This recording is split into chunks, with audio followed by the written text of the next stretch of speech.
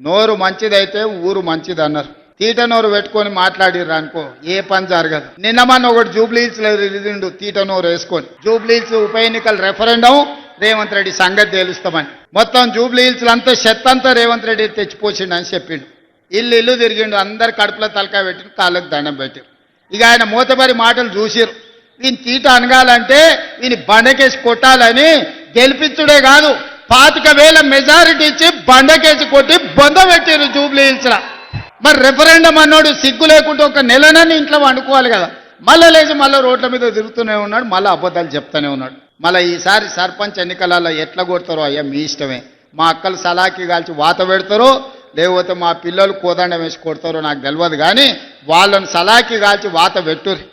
2023 అసెంబ్లీలో అధికారం పోయింది, 2024 పార్లమెంటులో గుండుసున్న వచ్చింది. తర్వాత ఎమ్మెల్సీ ఎన్నికల్లో అభ్యర్థులు దిక్కులేరు. మన రెఫరెండం అంటే బండకేసి కొట్టి 4 సార్లు ప్రజలు వంగబెట్టి ఈపు మీద బుద్ధి చెప్తే కూడా బుద్ధి రాలేదు. నిన్నగాక మన శ్రీహరి అన్న కూడా మంచిగా చెప్పిండు, నీ అతి మాటలు నిన్ను చూసినోడు ఎవ్వడు నీకు ఓటేయర్రా స్వామి, నీ బుద్ధి మార్చుకో అని.